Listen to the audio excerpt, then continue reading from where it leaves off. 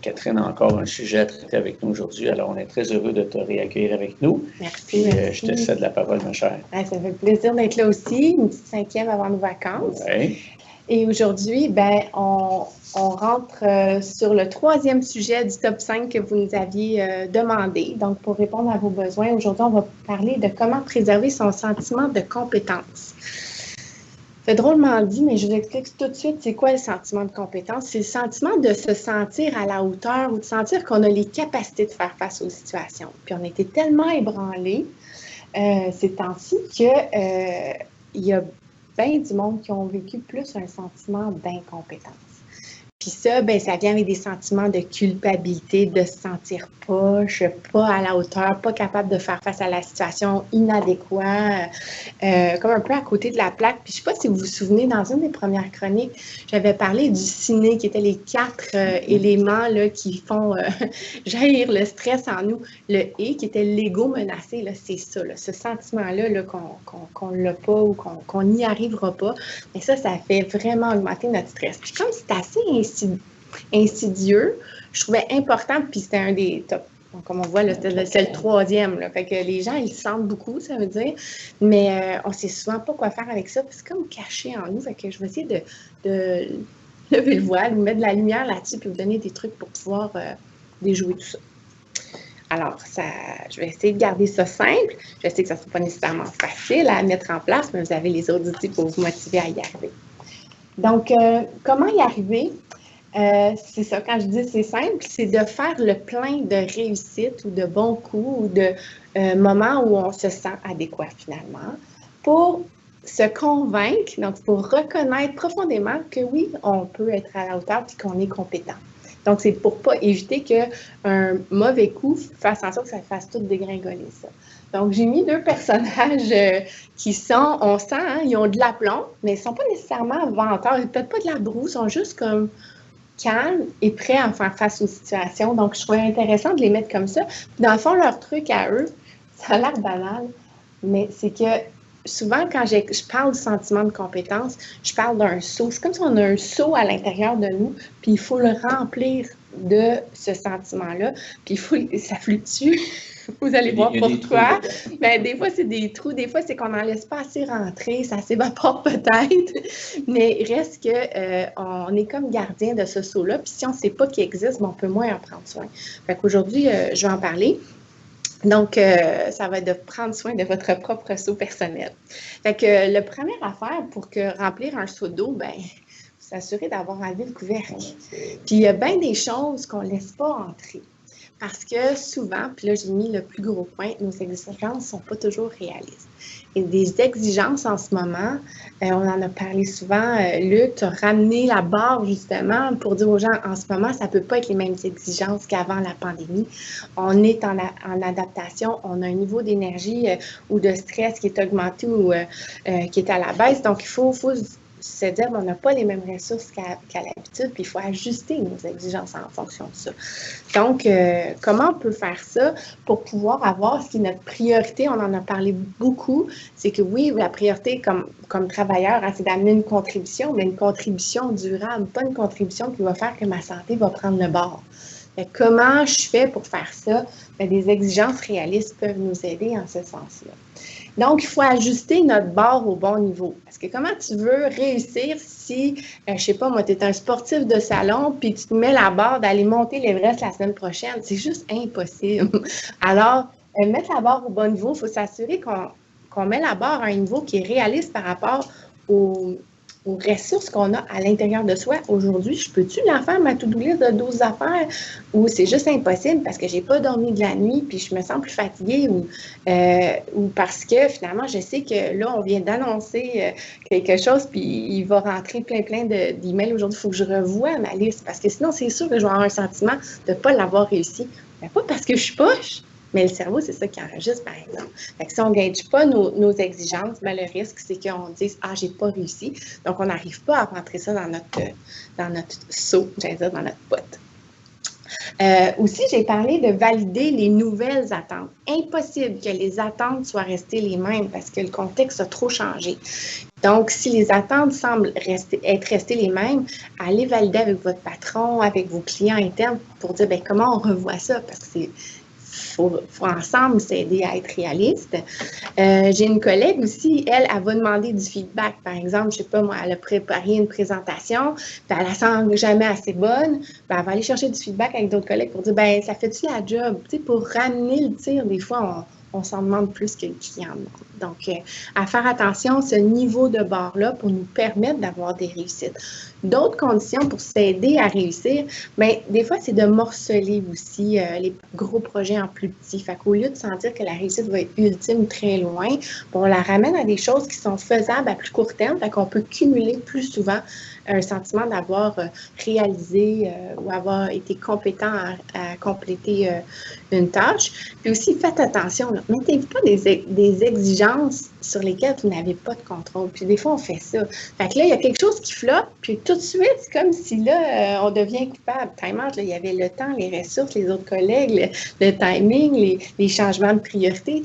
C'est tout ça qu'il faut prendre en compte, puis faire attention de ne pas se ramener des choses sur soi qui ne nous appartiennent pas nécessairement. Donc, tout ça, ça va nous aider à pouvoir faire entrer des choses dans notre seau. J'ai mis les couvercles inconscients, c'est un peu les pièges. Il y a des choses qui font qu'on ne laisse pas rentrer les choses dans notre seau de compétences. Entre autres, c'est de se fier au passé. « Oh, mais j'ai déjà été capable. » C'est pas parce que tu as déjà été capable que les conditions sont là en ce moment pour que ça fonctionne. Alors, c'est pas parce que tu as déjà été capable et que tu n'es pas capable en ce moment que tu es devenu poche. Non, non. La preuve, c'est que tu as été capable, donc tu n'es pas si poche que ça. Fait qu'il faut comme déjouer nos dialogues intérieurs. L'autre piège, c'est souvent inconfortable, hein, quand ça ne va pas tout à fait comme on voudrait, on ne se sent pas bien, fait qu'on souhaiterait que ça aille bien, fait qu'on décide que c'est ça l'exigence, c'est ce qu'on souhaiterait plutôt que ce qui est possible. L'autre chose, c'est la comparaison, se comparer aux autres. J'adore la phrase de Boucard Diouf qui dit « Le gazon a toujours l'air plus vert chez le voisin jusqu'à temps qu'on se rende compte que c'est du gazon synthétique. » Fait que c'est ça l'affaire, c'est que se comparer avec l'autre, il y a d'autres ressources, c'était dans un autre contexte, etc., ça ne donne rien. Alors, tout aussi bien bannir ça. Banaliser, c'était juste ma job, c'était pas si grave que ça, c'était pas si dur que ça. Ouais, mais tu l'as-tu réussi? Oui, puis c'était-tu grâce à tes atouts, à ton talent? Oui, bien, prends-le. Il faut trouver des manières d'enlever cette espèce de couvercle-là qui nous garde de rentrer les choses. Puis, un des couvercles que j'entends souvent en rencontre, ouais, mais là, c'est parce que là, je ne veux pas me péter les bretelles, je veux pas avoir d'un venteur ou d'un péteux de brou. Tu sais, je suis qui, moi, pour dire que je suis si bon? Je ne te dis pas de le dire à tout le monde, mais je te dis de le reconnaître minimalement pour toi, juste pour prendre soin de ce saut-là, pour devenir comme les personnages qu'on voyait tantôt, juste sûr de toi. Pas, y avait-tu l'air à écraser quelqu'un, eux autres? Y avait-tu l'air à faire de l'ombre sur les autres? Pas du tout. C'est juste être sûr de soi, avoir un certain aplomb, une certaine conviction, tout simplement. Donc, c'est travailler finalement, vous voyez, hein, on parle de sentiments de compétence très proche de la confiance en soi, de l'estime de soi. Donc, voilà pour les pièges que je voulais vous faire voir, parce que c'est des pièges qu'on s'en rend pas compte, mais qui font qu'on ne pourra jamais remplir notre seau parce que le couvercle est dessus. Fait qu'il faut tasser ce couvercle-là. Après, ben, il faut le remplir, le seau. Donc, un coup qu'on a enlevé le couvercle, là, je vous ai donné le truc. Ben là, ça va être de remplir le seau, faire le plein de réussite. Et voici comment. La première recommandation, c'est d'agir comme si vous étiez votre meilleur ami. Là, j'ai mis comme des jumeaux hein, qui s'entraident. Même face à une difficulté, un meilleur ami va vous dire « Ah, c'est vrai, tu as vraiment été poche à ta webdiffusion. Franchement, tu aurais pu mieux te préparer. » C'est pas ça qu'il va faire.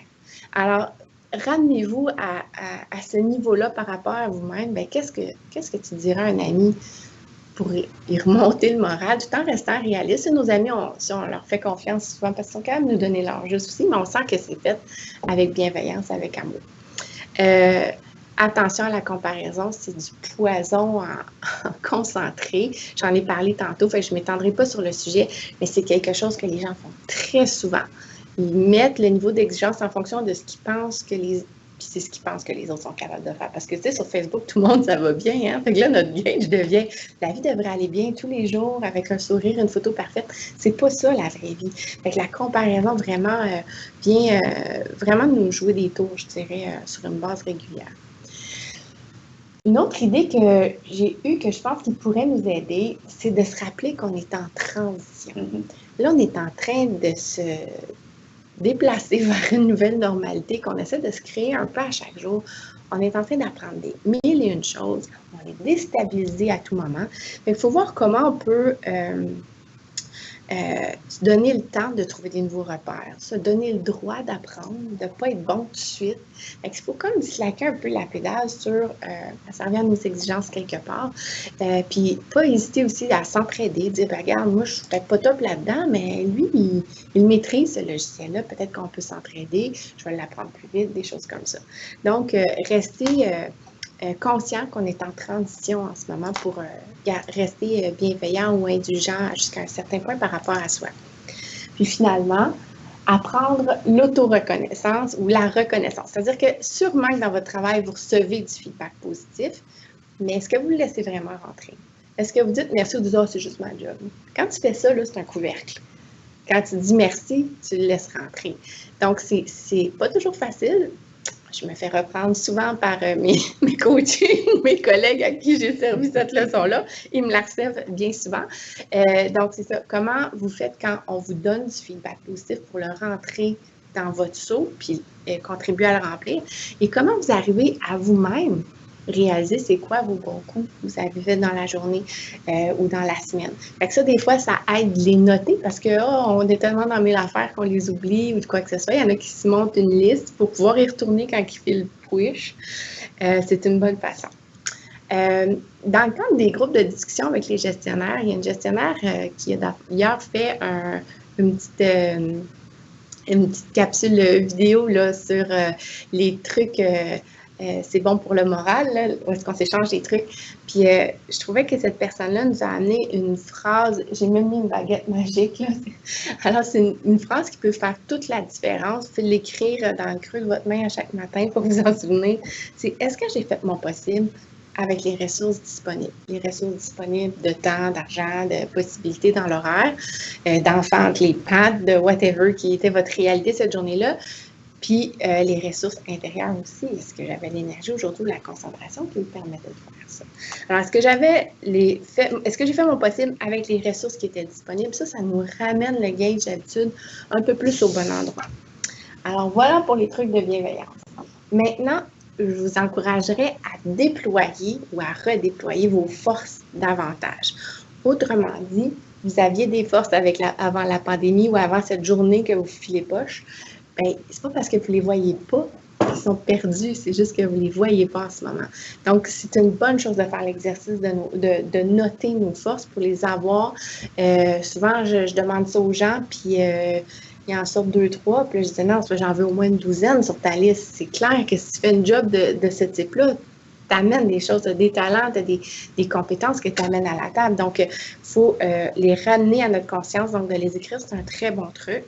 Après, mais c'est essayer de voir comment je peux les mettre à contribution plus souvent, ces forces-là. Fait que moi, mettons que je suis très organisée ou j'ai un bon sens pour apprendre rapidement ou pour résoudre les problèmes, ben je peux proposer à mon boss de dire, ben écoute, je sais qu'il y en a qui trouvent peut-être ça plus tough d'apprendre telle affaire, je pourrais leur montrer ou résoudre les problèmes. Je sais qu'il y a un dossier crunchy, je peux peut-être aller donner mon idée. Donc, c'est une façon d'être proactif pour dire, OK, y a-t-il des opportunités qui n'existaient pas dans ma job, mais que je pourrais mettre plus souvent à contribution? Parce que quand tu mets à contribution tes forces, non seulement tu as des réussites, tu vois le pot, tu peux le remplir, mais aussi, ça donne de l'énergie, ça donne aussi une motivation au travail, donc c'est payant sur tous les angles. Puis finalement, je dirais transposer vos forces. On arrive face à une nouvelle situation, puis Dieu sait qu'on en rencontre beaucoup là, ces temps-ci. C'est comme j'ai jamais fait ça ou ça n'a pas d'allure, mais ça ne rend plus le changement. C'est de dire attends, t'en manques. OK, j'ai peut-être jamais fait face à cette situation-là, mais j'ai réussi à d'autres moments. Qu'est-ce que j'ai dans mon backsack de force que je peux utiliser qui va m'aider dans cette situation-là? Alors ça aide de se rappuyer sur nos forces de cette façon-là. Donc voilà, pour le redéploiement de ses forces. Alors, on a parlé, tu m'as volé mon scoop tantôt, on a parlé d'enlever le couvercle, de mettre de l'eau dans notre seau, mais ce qui arrive souvent, pourquoi il ne se remplit pas ce seau-là? Pourquoi qu'on se sent imposteur ou qu'on se sent coupable ou pas à la hauteur? Ce sentiment d'incompétence-là, c'est souvent dû aux fuites qu'il y a dans notre seau. Alors, ces fuites-là, j'ai mis des exemples, c'est tous ces petits mots-là auxquels on porte plus ou moins attention, mais qui font un ravage, je dirais, sur notre sentiment de compétence. C'est toutes ces phrases méprisantes, tu sais, comme l'espèce d'autoflagellation, là. Je suis sûre que personne ici peut se reconnaître là-dedans. Juste moi. Ah oui? Bon, tu vois. Même si on te trouve compétent, toi, tu es capable de t'auto-flageller. Alors, souvent, je dis à mes clients, peut-être t'aimes ça, là, la flagellation, je ne veux pas me mêler de ta vie privée, mais sur ton sentiment de compétence au travail, pas utile. Alors, comment faire taire ce bourreau intérieur-là qui fait juste nous faire plier les chaînes, qui ne nous aide pas pantoute? Alors là, je devrais changer pour ces conseils-là parce que il y en a peu, mais ils sont très puissants. Donc, je vais vous donner le premier conseil qui est très mathématique. Tu te donnes un coup de fouette, un mot négatif, tu devrais compenser par 2 talents ou 2 mots positifs. Puis, croyez-moi que si vous faites ça de façon disciplinée, vous allez vous écœurer de dire tout le temps du négatif parce qu'il faut être créatif, trouver 2 choses positives toujours. Fait que l'idée, c'est de contrebalancer. Fait que pas tu sais, comme pas juste l'équivaloir, mais il faut que tu en rajoutes 2 de plus. Fait que là, à un moment donné, sans qu'on perde notre temps. C'est ça. Fait que ça, c'est un premier truc. C'est très, très simple, mais c'est pas tout le monde qui y arrive, mais super puissant. J'ai même vu du monde que quand ils s'auto-flagellent, ils ont un petit son, ils sont un petit coup d'élastique pour se rappeler, il faut que je fasse mon plus 2. Mais ça, c'est pas moi qui leur ai dit de faire ça. Fait que ça, c'est le premier truc. Le deuxième truc, j'ai remis la baguette magique parce que la phrase de tantôt peut vraiment nous aider. Comme le bourreau, il commence comme time out, là. J'ai fait mon possible avec les ressources disponibles. Je ne peux pas retourner en arrière. Tu sais, des j'aurais dû, puis c'est donc bien peu. Ben, ça ne donne rien. J'ai appris quelque chose, on s'organise pour apprendre, que ce soit fructueux, cette situation-là, puis je vais juste être plus fort ou plus forte pour la suite. Donc ça, c'est des phrases à se répéter dans ces situations-là. Évidemment, il faut les attraper au vol. Il faut être très vigilant quand cette petite phrase, le petit démon intérieur là, se met en action parce que lui, il est bien habitué de passer en dessous du radar, mais il fait ses ravages pareil. Il faut comme l'attraper puis y parler. Puis je vais vous donner mon truc personnel. Celui que je trouve le plus simple et le plus efficace, c'est la méthode d'octet. C'est pas utile, qu'est-ce que tu me dis? J'allais le dire comme je le dis à moi-même, mais j'ai écrit « tais-toi ». Alors, si ça ne contribue pas à mon sentiment de compétence, si j'ai pas fait un crime, là, que je devrais vraiment me sentir coupable parce que j'ai vraiment fait quelque chose de grave, ben c'est inutile, là. Ça va juste vider notre seau puis on n'arrivera jamais à le remplir. Alors voilà pour l'ensemble des trucs pour s'aider à préserver notre sentiment de compétence. Comme je le disais tantôt, c'est pas toujours facile, ça va fluctuer, mais là, vous pouvez agir assez rapidement pour essayer de le booster, surtout en des temps où il est super sollicité, puis on le sait, sinon ça vient, comme je le disais, là, alimenter le stress. Le stress baisse notre énergie. Là, on tombe dans un cercle vicieux vraiment inintéressant. Je vais faire une petite mise en garde avant de terminer. Souvent, quand on se sent inadéquat ou pas à la hauteur, ou on se sent coupable de ne pas avoir réussi comme on aurait voulu ou souhaité, bien, ce qui arrive, c'est qu'on a tendance à compenser en faisant des heures additionnelles. Mettons, aujourd'hui, je n'ai pas fait ma liste de to-do, qui était probablement pas réaliste, tu n'as pas réussi à la faire, point. Mais à la place, non, ben là, je m'étais mis ça, fait que là, je vais faire des heures ce soir. Le problème avec ça, souvent, c'est qu'on peut entrer dans un cercle vicieux où est-ce que ces heures-là vont faire qu'on va être juste plus fatigué, donc pas encore plus capable de focusser le lendemain sur ce qu'on a à faire et être aussi efficace. Fait que je dirais attention à ça. Je sais que c'est pas toujours possible, mais quand c'est possible, misez plutôt sur aller vous ressourcer pour revenir en forme, quitte à commencer une petite demi-heure avant, puis être d'aplomb, mais faites attention à ça. Si jamais, finalement, vous sentez que votre sentiment de compétence en arrache un peu plus, que vous ne sentez pas qu'avec ces trucs-là, vous réussissez à remonter, n'hésitez pas à en parler avec votre gestionnaire, d'en parler avec des collègues si ça vous aide. Mais encore une fois, je le rappelle, on a des pros au bout du fil, super efficace. Le taux de réponse est très rapide là, en ce moment. Il y a énormément de professionnels qui sont là pour nous aider à trouver des trucs qui vont fitter pour vous dans cette situation-là. Donc, ça ne sera peut-être pas des rencontres à très long terme, mais assurément des rencontres qui pourraient faire une différence. Donc, je vous encourage à consulter le PAE ou les autres lignes d'aide qui sont là. Beaucoup de ressources, effectivement. Exactement. On te remercie ça pour me fait tout ça. plaisir.